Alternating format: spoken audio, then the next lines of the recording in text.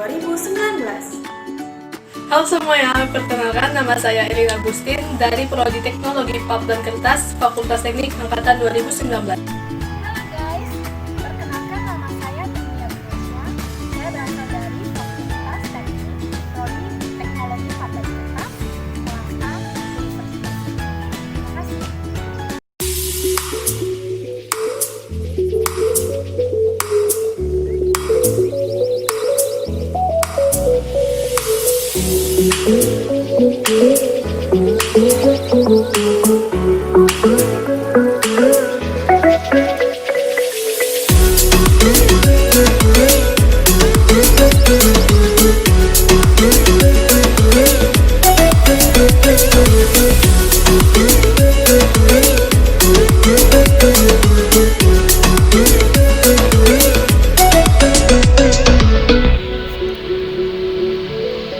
Teknologi Pulp dan Kertas merupakan program studi baru yang ada di Universitas Riau.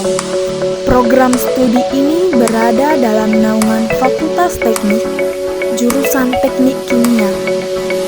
Program studi ini didirikan berkat kerjasama antara Tanuto Foundation, PT Riau Andalan Pulp dan Kertas di Universitas Riau. Teknologi Pulp dan Kertas merupakan program studi yang pertama di Indonesia yang berada di bawah Kementerian Ristek. Program studi ini juga memiliki prospek kerja yang menjanjikan, mengingat industri pulp dan kertas semakin mengembang pesat di dunia.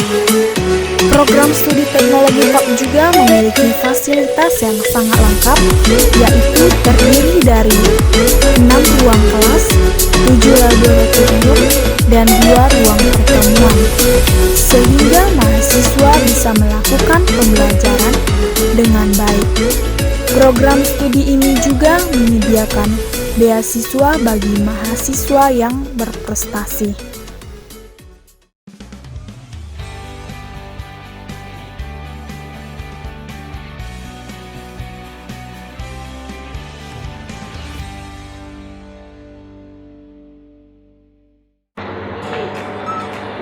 Selulosa adalah polimer glukosa yang berbentuk rantai linier yang dihubungkan oleh ikatan beta 1,4 glikosidik. Selulosa adalah senyawa seperti serabut, liat, tidak larut di dalam air, yang ditemukan di dalam dinding sel tumbuhan, terutama pada bagian batang, ranting, dahan, dan semua bagian berkayu dari jaringan tumbuhan. Selulosa tidak pernah ditemukan dalam keadaan murni di alam, tetapi selulosa selalu berasosiasi dengan polisakarida seperti lignin, pektin, hemiselulosa, dan silet. Di dalam tumbuhan, molekul selulosa tersusun dalam bentuk fibrin yang terdiri atas beberapa molekul paralel yang dihubungkan oleh ikatan glikosidik sehingga sulit diuraikan. Selulosa terbagi menjadi 3 berdasarkan derajat polimerisasi dan kelarutannya dalam natrium hidroksida atau NaOH. Jenis selulosa yang pertama adalah selulosa alfa, yang merupakan selulosa berantai panjang dan tidak larut dalam larutan NaOH 17,5% yang merupakan larutan basa kuat. Selulosa ini memiliki kadar polimerisasi 600 sampai 1500. Selulosa alfa lebih besar 92% memiliki persyaratan untuk digunakan sebagai bahan baku peledak. Dan kualitas di bawahnya dapat digunakan sebagai bahan baku utama pembuatan kertas dan sandang atau kain. Semakin tinggi kadar selulosa alfa, maka semakin tinggi pula mutu dari bahannya. Yang kedua adalah selulosa beta. Selulosa beta adalah jenis selulosa yang berantai pendek, larut dalam larutan NaOH 17,5% atau basa kuat dengan derajat polimerisasi 15 sampai 90 dapat diminum bila dimetal. Yang terakhir adalah selulosa gamma. Selulosa gamma adalah selulosa yang sama dengan selulosa beta, tetapi derajat polimerisasinya kurang dari 15. Nah, itu dia tadi jenis-jenis dari selulosa. Sekarang saya akan menjelaskan mengenai sifat-sifat selulosa. Yang pertama, selulosa dapat terdegradasi secara hidrolisa, oksidasi, fotokimia, maupun secara mekanis sehingga berat molekulnya menurun. Yang kedua, tidak larut di dalam air maupun pelarut organik, tetapi sebagian larut di dalam larutan alkali. Yang ketiga, dalam keadaan kering, selulosa bersifat higroskopis, kuat, dan rapuh. Apabila selulosa ini mengandung air yang cukup banyak, dia akan bersifat lunak. Nah, dari sini kita dapat mengetahui fungsi air itu adalah sebagai pelunak. Dan yang keempat adalah selulosa dalam bentuk kristal memiliki kekuatan yang lebih baik dibandingkan selulosa dalam bentuk amorfnya. Selulosa ini banyak digunakan loh dalam kehidupan manusia. Peranan selulosa adalah penyusun dinding sel tumbuhan, mempelancar pencernaan hewan, dan digunakan sebagai bahan bangunan dan properti lain.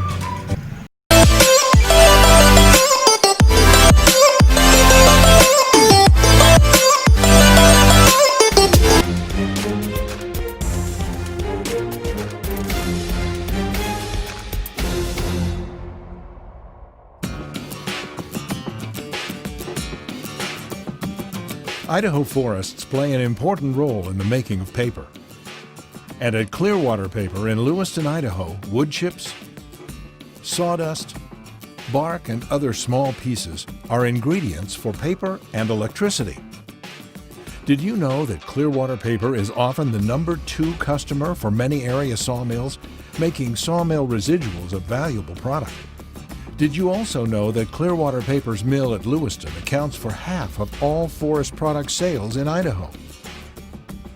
More than 240 truckloads of wood fiber a day arrive at the mill, mostly from Idaho sawmills. Each truck is raised to an 80-degree angle and emptied. Its contents then sorted. Wood chips and sawdust will be used to manufacture the pulp from which paper is made. Bark and other small pieces, known as hog fuel, is burned, generating steam that powers paper machines at the mill and runs turbines to generate green electricity. The wood chips are first screened for size. Pieces that are either too big or too small are returned to the hog fuel pile. Sorted chips are then washed and sent to the digester. When delivered, the content of the wood chips is approximately 50% water and 25% cellulose fiber. The cellulose fiber is what the mill needs to make pulp, which is the main ingredient used to make paper. The remaining 25% is a liquid called lignin. Lignin is the natural glue that holds the wood fibers together. In order to get to the fiber, the first order of business is to remove the lignin. Separating this brown-colored material happens in the digesters. The digesters are like large pressure cookers. The wood chips are placed in this vessel along with some liquid cooking chemicals called white liquor. The lid on the digester is closed and steam is introduced. As heat and pressure increase inside the digester, the lignin begins to dissolve and the wood chips begin to break down. Think of white liquor as soap, separating the wood fibers and washing out the glue, or lignin. The cooking liquid now containing the broken down lignin is called black liquor. When it leaves the digester, it's very diluted, containing a lot of water. The water is evaporated out, concentrating the remaining lignin and cooking chemicals. This mixture is burned in a specially designed boiler called a recovery boiler, which generates steam and electricity for the mill. After burning, all that remains of the black liquor are the spent cooking chemicals called green liquor. In a final process, lime is added, restoring and recycling the original chemical composition. At this stage, the mixture is again known as white liquor and is ready to begin the cycle again in the digesters. This cycle of white to black to green and back again to white cycles again and again, making the process not only environmentally sound, but also very cost-effective. In fact, this large, intricate recycling process, known as the Kraft process, is what made paper affordable to the masses for the first time in history. Back at the digesters, the remaining cellulose fiber isn't yet totally pure. And in order to get rid of any remaining lignin, The fiber is transferred to bleaching stations. Here, pulp is washed with bleach and water in a series of steps, assuring all remaining lignin has been removed. With each step, the fiber becomes whiter and whiter. What started out as a very brown, dark wood fiber is now bright white and ready for use. From here, the cellulose fiber, or pulp, is either sent to the tissue mill, paperboard mill, or to the pulp dryer, where it's dried, baled, and stored for future use. Water is key in paper making. Paper mills use a lot of water. The Clearwater paper mill uses millions of gallons a day. Water is used to cool, to clean, and as a way of moving product throughout the mill. Water is also used inside the boilers to generate steam and help cool machinery. Water is continuously recycled throughout the mill. In the end, the water is returned to the river, but only after being filtered, cleaned, and purified through a very complex system. Clearwater Paper operates with some of the tightest discharge constraints of any pulp mill in the United States. Today's modern pulp mills operate as cleanly as possible. Much of the equipment, which costs millions of dollars, is required to keep the mill environmentally sound. Very little goes to waste, and great efforts are made to truly be good stewards of the environment.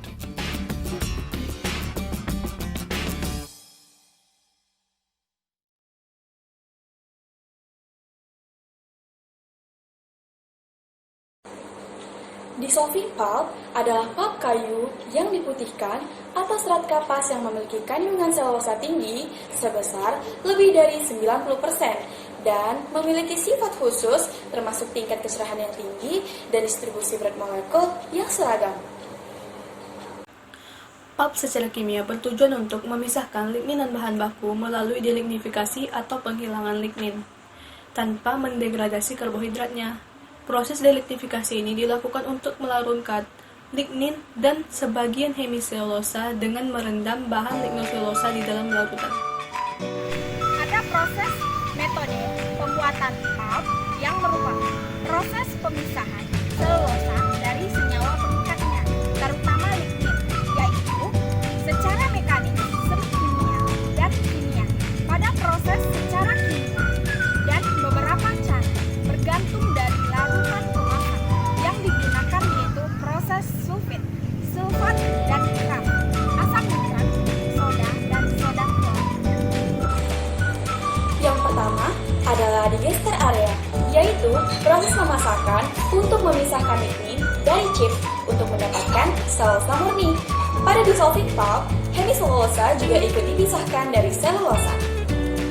Beberapa tahapan dalam digesting area pada dissolving pulp antara lain chip filling, preheating, prehidrolisis yang bertujuan untuk merusak rantai hemiselulosa, netralisasi untuk menetralkan pH di dalam digester, hot liquor filling, heating and cooking, displacement untuk memberhentikan reaksi, dan displacement untuk mengosongkan digester dan mengeluarkan pulp. Selanjutnya adalah tahap waxing. Tahap ini untuk memisahkan pulp dari sisa larutan pemasak dan membersihkan pulp dari pengotor yang tidak diinginkan. Selanjutnya adalah tahap screening, yaitu tahap penyaringan kotoran yang masih tersisa di dalam pulp berdasarkan ukuran-ukuran tertentu. Tahap selanjutnya yaitu delignifikasi oksigen yang bertujuan untuk menghilangkan kadar lignin yang masih terdapat di dalam pulp. Tahap terakhir itu ialah bleaching, yaitu memutihkan dan mencerahkan pulp. Dengan demikian didapat pulp dengan kandungan selulosa murni yang siap untuk dilanjutkan menjadi produk-produk pengantar. Perlu teman-teman ketahui, pakaian yang kita pakai ini terbuat dari viscose loh. Teman-teman tahu nggak sih viscose rayon itu apa? Viscose sebenarnya jenis lain dari rayon, atau bisa dibilang hasil dari pengembangan rayon itu sendiri. Rayon adalah serat buatan semi sintesis yang diproduksi dan dihasilkan dari regenerasi selulosa. Teman-teman tahu nggak sih rayon kupramanium? Oke, saya akan menjelaskan sedikit tentang rayon kupramanium. Bahan baku rayon kupramanium adalah interkapas. Kadang-kadang juga digunakan pulp yang telah dimurnikan, sehingga mempunyai kadar selulosa yang tinggi. Linter kapas dimasak pada kir dengan suhu 150 derajat Celcius bersama larutan natrium hidroksida encer. Kemudian diputihkan bersama natrium hipoklorit. Selulosa yang telah dimurnikan ini kemudian dicampur dengan amoniak, kuprosulfat, dan natrium hidroksida. Kemudian diaduk sehingga menjadi larutan yang berwarna biru jernih. Kemudian diencerkan sehingga mengandung selulosa sebesar 9-10%. Kemudian dihilangkan udaranya dan disaring. Larutan kupromanium dipintal dengan cara pintalan basah. Rayon kompromonium hampir mirip dengan rayon viskosa, yaitu sifat pokoknya adalah yang pertama itu filamen rayon. Kompromonium sangat halus, rata-rata 1,2 danier per filamen. Untuk khusus dibuat sampai 0,4 danier. Yang kedua, kekuatan dalam keadaan kering 2,3 gram per denier dengan mulur 15%. Sedangkan dalam keadaan basah, kekuatannya 1,2 gram per denier dengan mulur 25%.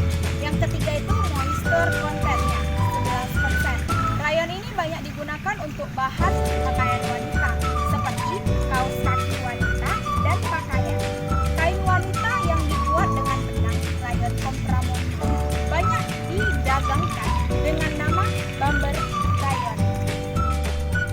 Benang rayon dibuat dari sekelompok serat rayon, yaitu serat setengah buatan yang basis bahannya terdiri dari selulosa. Benang rayon terdiri dari dua golongan. Yang pertama, benang filamen yang dibuat dari sekelompok serat rayon yang panjangnya tidak terhingga. Biasanya jenis serat ini diberi sedikit angin. Yang kedua, benang staple rayon. Apabila serat rayon dipotong-potong dengan panjang tertentu, kemudian serat pendek dipintal, maka hasilnya adalah benang staple rayon. Panjang serat harus disesuaikan dengan panjang serat kapas dan serat kapas lainnya. Sifat benang rayon yang pertama, kilap benang rayon tersusun dari filamen halus atau tebal, biasanya lebih mengkilap dari benang sutran aslinya. Yang kedua, kehalusan benang filamen rayon. Semula benang ini biasa tersusun dari filamen yang kehalusannya bernomeran 5-8 denier, tetapi diganti dengan 2, 3, 4 denier.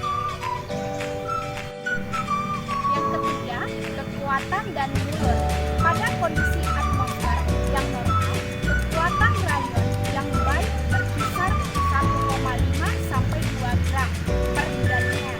Tetapi dalam keadaan basah, kekuatannya turun kurang lebih setengah. Nah, itu dia tadi sekilas tentang viskos rayon dengan rayon kupramonium. Pasti teman-teman masih penasaran apa aja turunan selulosa dari dissolving pulp. Ada dua, yang pertama yaitu woven, dianyam, dan yang kedua non-woven, tidak dianyam. This is where your clothes are growing. In the sustainable, renewable, recyclable forests of southern Sweden. Did you know that we produce dissolving pulp from hardwood trees, which are grown specifically for us by our members? Our dissolving pulp is sold to customers all over the world and made into clothing, fabrics, and bed sheets. The process from seedling to shirt is fairly long, so let me tell you about our part of the process when the seedling is turned into dissolving pulp. We make our dissolving pulp from the birch trees growing in our members' forests, and our end products always maintain the same high level of quality. Here are the trees coming into the mill. The first step is to wash the logs to eliminate all dirt and stones from the process. Then the bark is removed from the tree and the logs are cut into chips and stored in large piles. The chips are then transferred from the piles to the plant. They are boiled with chemicals and mashed to a pulp before several stages of washing and bleaching. Then the bleached pulp is dried, cut into sheets and packed into 200-kilogram bales. The bales are transported to global customers who dissolve the pulp to make viscose fibers. Due to the growing global capacity for viscose production, the need for dissolving pulp is increasing. The total production capacity of our pulp mill at Mörrum is 170,000 tons of hardwood-based dissolving pulp per year. So there you are with a shirt in your hand. A shirt made from dissolving pulp that 50 years ago was a small seedling in the forest. And that's how it goes, in the infinite life cycle of this amazing material that can be replanted over and over. This is just the beginning. Jenis fabrik atau kain yang diperoleh dengan cara penenun atau menyilangkan, yang pertama adalah benang lusi, yaitu benang yang sejajar dengan pinggir kain. Yang kedua adalah benang pakan, yaitu benang yang tegak lurus terhadap pinggir kain. Woven adalah bordir halus yang biasanya digunakan untuk membuat patch, emblem, atau logo menggunakan benang halus sehingga menghasilkan produk yang halus. Hasil woven ini harus diproses kembali untuk dijahit atau dibordir aplikasi ke kapas atau ke produk konveksi lainnya. Ada juga produk turunan non-woven.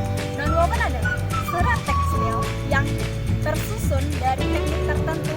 Serat tersebut dapat langsung dibuat menjadi kain tanpa dijadikan benang terlebih dahulu. Produk bukan anyaman seperti ini, contohnya dalam pembuatan kosmetik, kacamata, dan produk-produk lain. Kain woven secara umum didefinisikan sebagai lembaran-lembaran atau struktur jaringan yang dirangkai bersama dengan melibatkan serat atau filamen.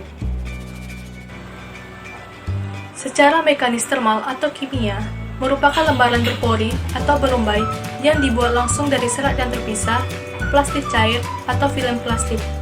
Ini tidak dibuat dengan cara dirajut atau ditenun dan tidak perlu mengubah serat menjadi benang.